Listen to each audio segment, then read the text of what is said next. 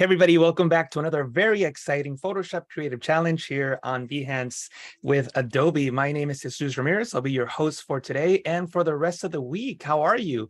I see a lot of familiar faces in the chat. As always, Sean, how's it going? Good to see you. Matthew, good to see you again. I just published a YouTube video on my YouTube channel, and I did a premiere where I could see people's comments and I can reply back to questions, and I saw you on there. Thanks for supporting me both on my YouTube channel and here on Behance. Thank you so much, everybody, for joining me here. Yeah, nice shirt, right? People are commenting on the Photoshop shirt. Thanks to Meredith Stolz, our Photoshop product manager, for getting me this shirt. But thank you so much, everybody, for joining me. Before we start, we got to get right into it. We have a lot to cover as usual. And I just want to mention that if you are following along with me, to make sure to go into behance.net/challenge/Photoshop and scroll down. And on today's date, you'll see the perspective bending box here, where you can click on the Get Started button so you can get access to the files that I'll be using today.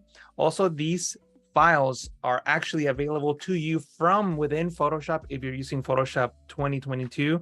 And if you're watching in the future, you should still have access to them in newer versions. But what you need to do is click on the Discover panel icon, this little magnifying glass.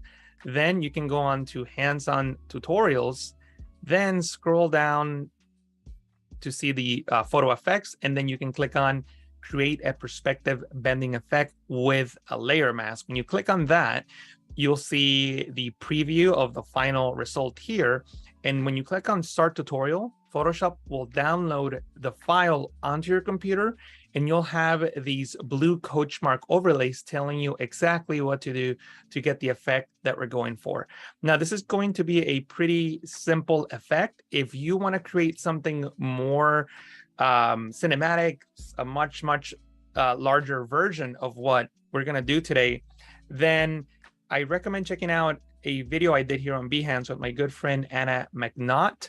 I'll bring that up here. Let me see. I did this with Anna I don't know when I did it, but it was here on Adobe Live.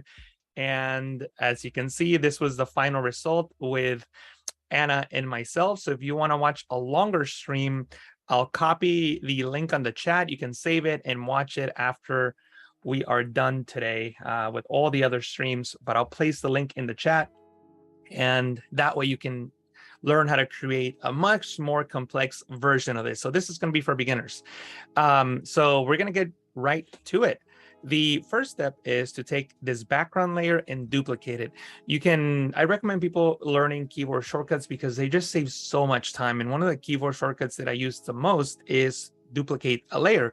You can simply duplicate a layer by pressing Control J on Windows. That's Command J on the Mac. A good way of remembering that keyboard shortcut is to think of the word jump. You're jumping a layer. So that's the what I used to think about when I was learning that keyboard shortcut. So I want to jump a layer, Control J on Windows, Command J on the Mac.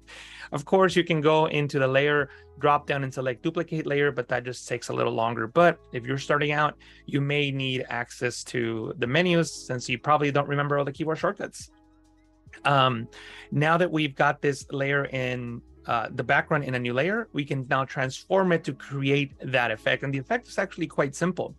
All you need to do is go into the edit menu and go to transform. That's not to be confused with the image rotation under the image menu. This will not get you the same thing. This will rotate the entire canvas. And even though some of these menus look very similar, is not what you want to do. You make sure that you go into the edit menu and go into transform and select flip horizontal.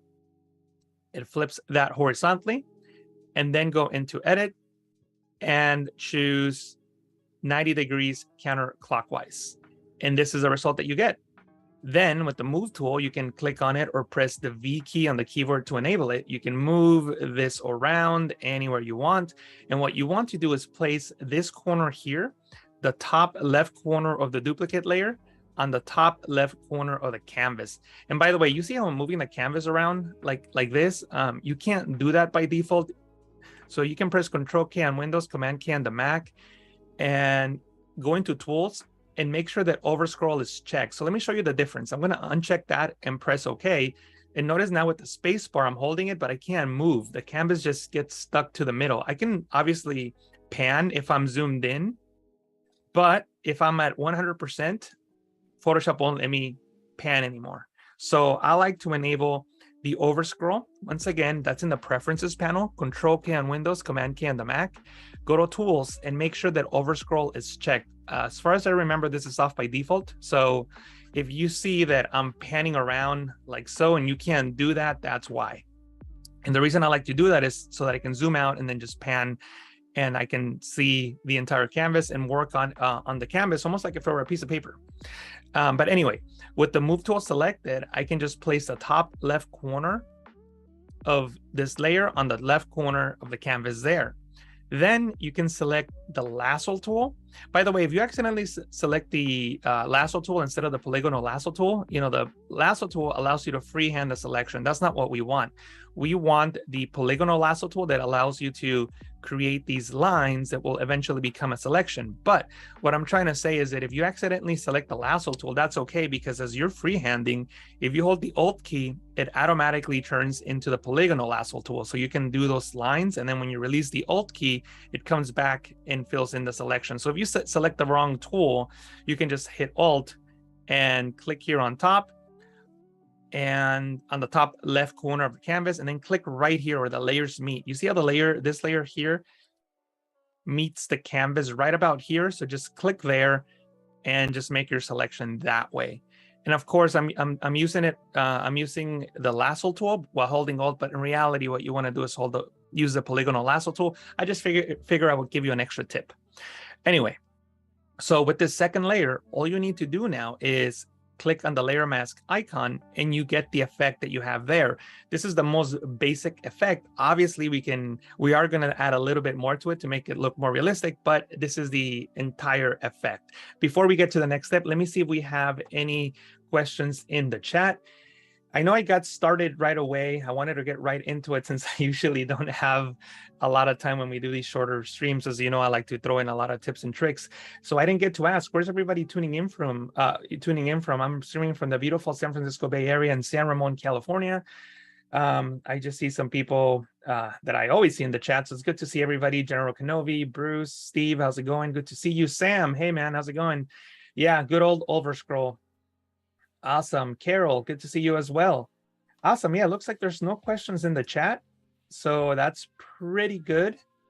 Awesome. Yeah, I hope that there's no questions because I'm explaining it correctly. But I guess we're going to move on to the next step. And I see people responding to my questions. People streaming from Sam Peterson. I assume you mean Los Angeles, California, not Louisiana. Or maybe Louisiana. I don't know. Montreal, UK, New Orleans. Montreal. Awesome. Thank you, everybody, for letting me know where you're tuning in from. We got Jose from Puerto Rico. Good to see you, Jose. Nashville. Awesome. Cool. So now let me show you something that's not in the in-app Photoshop tutorial, just to make this look a little more realistic. And that is, I'm going to create a new layer. And if we zoom in, we can kind of see that these edges are just, obviously very sharp, and it's just a straight cut. And that doesn't look really realistic. So what I recommend that you do is that you select the smudge tool, make sure that you enable sample all layers. And with the smudge tool, that would allow you to smudge the pixels that you see. And I'm smudging them just to smooth them out like so, but I'm doing it in a new layer. See that? So I'm working non-destructively. I'm just creating pixels. So that's what that tool does when you enable sample all layers. It generates the pixels on a new layer so you can work non-destructively. And if you make a mistake, you can just delete it or, paint over it again, up to you. And obviously I'm going to go quickly here since we don't have a lot of time. But what I'm trying to do is I'm just trying to smooth out those edges, because if this were really water flowing down, it wouldn't have such a sharp edge. It'll be softer. And that's the illusion that I'm trying to create just by smudging it. I'm using a mouse, but I could easily use my Wacom tablet where I don't even know where my pen is. Here it is. I could use my pen, and that probably will be easier. But again, just for the sake of the tutorial, I'm going to go quickly and use the mouse. But definitely do spend more time in your projects fine-tuning these smaller details. And that is the great thing about the in-app tutorials, even though this particular part is not in the in-app tutorial, is that if you forget some of the steps, the coach marks will tell you what to do, and then you can take the final result and improve on it like I'm doing right now, anything you need. And we're gonna add just a few more elements to make this look more realistic. I think back here, I don't have to spend too much time since it's so far in the background, and I don't think it'll be super obvious that it's a sharp line. And that's just for the stream anyway. So you can see the before and the after. And if I were doing this project for real, to be quite frank with you, I might even work more on the pixels here that are closer to us, because it's obvious that it's not, you know, it's a sharp edge. But anyway, we'll call that good for now. And you can see the before and the after. Again, using the smudge tool, which smudges pixels, almost like dragging your finger on paint. But make sure to work on all layers so that you can work non-destructively. Another really cool thing in Photoshop, especially if you're on the Creative Cloud, is the access to all the kinds of brushes that come with Photoshop, and even brushes that are not inside of Photoshop. If you click on this gear icon and go into get more brushes, that will open up this window. And you have to be a member of the Creative Cloud for this, but you have thousands of free brushes by our good friend Kyle Webster. I'm sure you've seen him stream on here before, but as you can see, he's made a ton of amazing brushes. And I believe that on the concept pack, he's got some cloud brushes. So I'm going to go into my search bar here, and I have it installed already. So I'm just going to type in cloud, and you can see the concept folder here from Kyle. And maybe this one here, clouds fat, I can use in this new layer. I can just paint in clouds. Obviously that's not, that looks more like smog. So I'm going to switch this over to white. And again, with the Wacom tablet, this probably be a little nicer and easier, but we can definitely do it with just the mouse. And what I'm trying to do is I'm just trying to create some of that mist that you see on waterfalls, much like Niagara Falls. And I think that looks pretty good. And we have that on a separate layer. I always like to name my layers simply because in my professional work, I do share my Photoshop documents with other designers, and I need to make sure that they know what I'm doing. So I like to always name my layers so that they know what I'm working with. And one of the advantages of doing that is when you have the move tool active, you can right click anywhere on your canvas, and then you can select the layer. Imagine if these layers were called, you know, I don't know, like layer 1, layer 2, layer 3, layer 4, and it would be very difficult to know what everything is. But in this case, I can select the waterfall, the clouds, you know, the background, whatever I need to select, and everything looks fantastic. Let me see if there's any questions in the chat. Cool. Awesome. Just a lot of people saying hello.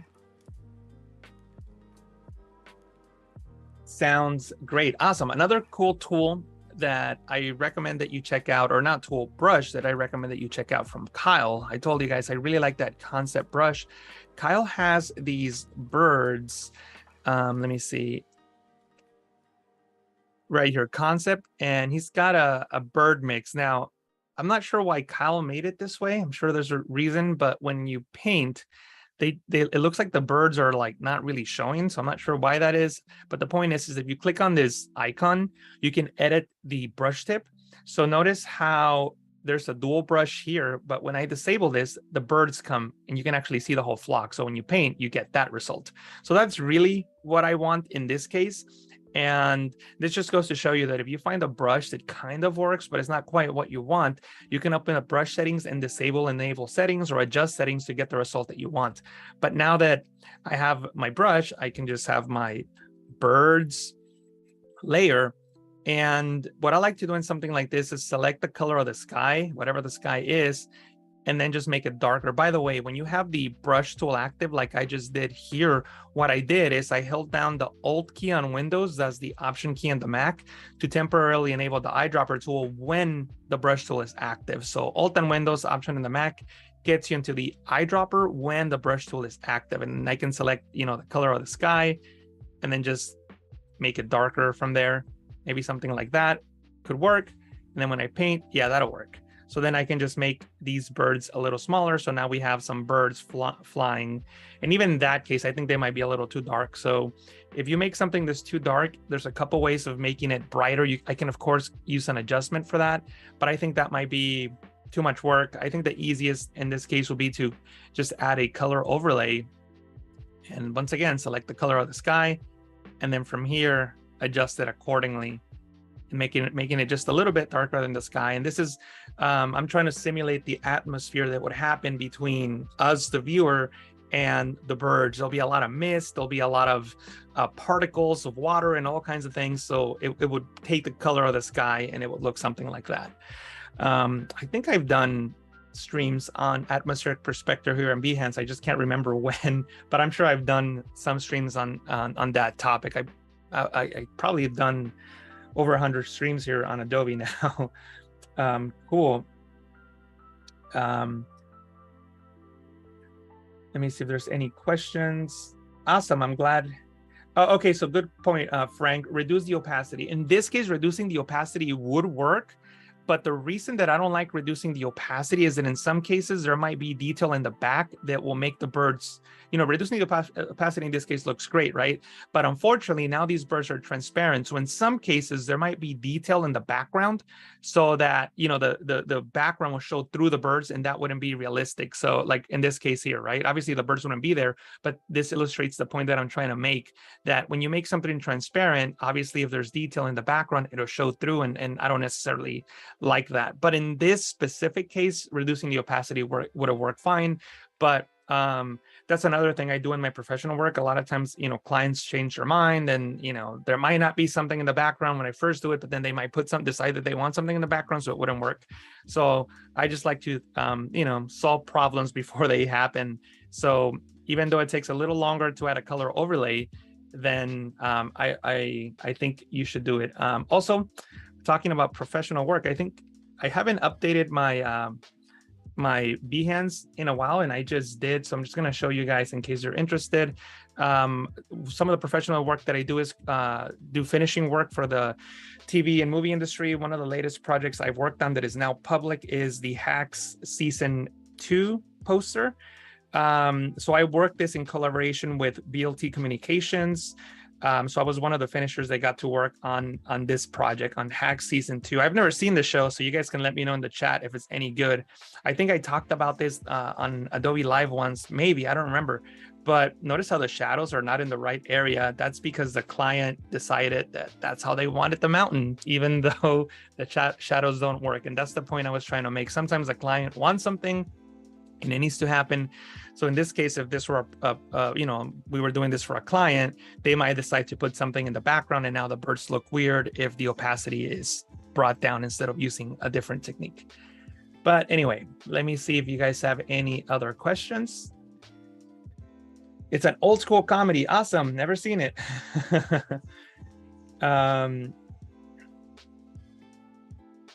Awesome. Okay. Yeah.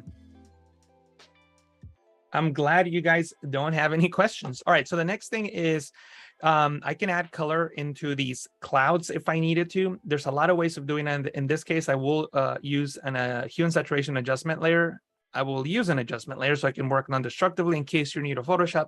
An adjustment layer is simply a layer that can apply a tonal or color adjustment, and you can edit it or remove it if you don't want to. So that's what this working non-destructive means. And I get into the habit now of deleting the layer masks if I don't use them working on those projects that I was just showing you on those finishing projects. Some of the people I work with prefer not to have a layer mask if the layer's not doing anything. So I got into the habit of doing that. So that's why you will see me delete layer masks on adjustment layers. But anyway, so with this adjustment layer selected, I'll press Control-Alt-G on Windows, Command-Option-G on the Mac, which creates a clipping mask.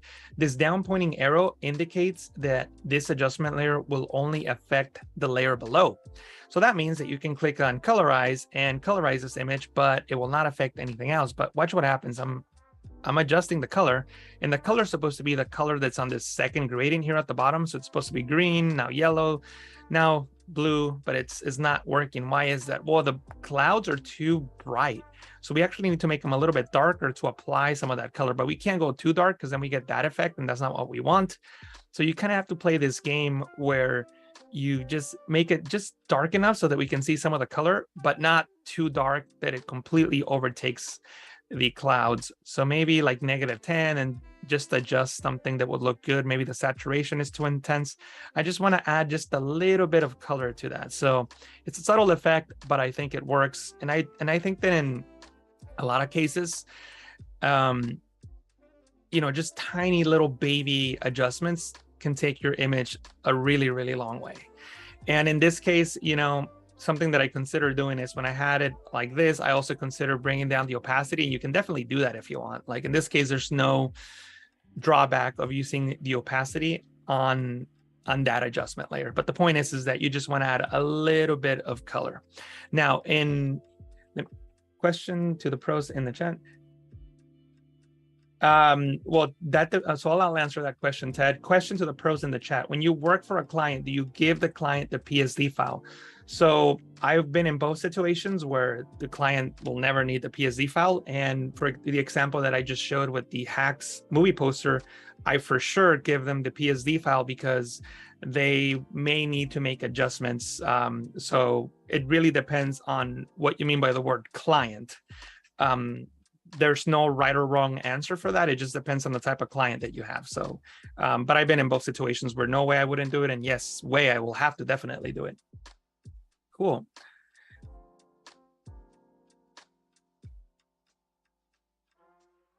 Let me see. Yeah, so there's questions. Yeah, people are saying in the chat, usually people share a PNG or a modified cleaned up PSD with less layers. Sure, like again, I don't think there's a right or wrong answer to answer that question. The question should really be, I'm in this specific industry with this specific client, like what are the norms in that scenario, rather than just clients in general, because it really just depends on the type of industry and the type of client that you have. Would you highlight the lip of the water? Yes, good call, Sean. So I think I did it in the one that I work with Anna. You can see the highlight here, the tip. So yes, I would probably do that here as well. And what that you kind of have to think of where like the light is coming from and all that. In this case, we'll just, you know, make it super, super simple and just paint a white highlight on the top and it should work just great. So I'm going to go into my general brushes, soft and round, and I'm just going to click once, hold shift and click again, and Photoshop will draw a straight line in between those two points, but I didn't like how that looks. So let me try that again. Oh yeah, I need to do that on top of this layer because I was painting below the edges layer. By the way, you can move layers by using the Control key on Windows, the Command key on the Mac, and tapping on the left and right bracket keys. That's a super fast way of moving layers up and down the layer stack. And I have about 2 minutes, so let me just quickly paint here, hold shift and click again, and I have that line, but it needs to be on top. And then I can change the blending mode to maybe like soft light and obviously reduce the intensity. This edge is way too sharp. So probably what I would do is, let me see, do I have time to show this trick? Why not? We have time to show this trick. So here, I'll do something completely different just to get a jagged edge. So what I'm gonna do is I'm just gonna fill with black, and I'm going to put these two in one layer. And the reason I'm doing this is just because this filter that I'm about to show you requires a background. So if you go into the pixelate and crystallize filter, you'll create this jaggedness that you see here. So then maybe you can just do like, I don't know, like 3 or something like that. Yeah, that probably would work. And then change the blending mode to screen and reduce the opacity way down. And maybe that gives you a highlight that's not so sharp, something like that. And obviously you can go in there and also use the smudge tool to smudge it and, you know, break it up a little bit and make it a little more realistic. But now we have that highlight on the water. So usually I would have just painted over it, but I just wanted to show you guys something different. Cool. Awesome. And let me see if there's any other questions.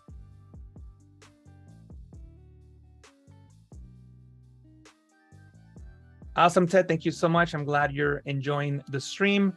I don't think I mentioned it, but make sure that you go into the Discord. And the way that you get there is by going into behance.net/challenge/Photoshop. And then here where it says community chat, that will get you onto Discord. And from Discord, you can go into the Photoshop section, which should take you directly there, and you can submit the work that you created. You can see some of the dual lighting effect projects that we worked on yesterday. Here's Sam commenting on some of that. So thank you so much for that, Sam. But yeah, make sure that you go into Behance and submit your work. Once again, that's on behance.net/challenge/Photoshop. And I'll be back again tomorrow, guys. So thank you so much for joining me today. I hope that you guys have learned a lot. Yeah, thank you so much, Sean. Thank you so much, Carissa, Matthew, Robert, Sam, Carol, everybody. Thank you so much for joining me. Make sure that you come back tomorrow and stay tuned for the next stream. All right, everybody. Looking forward to seeing you tomorrow. Thank you so much. Bye.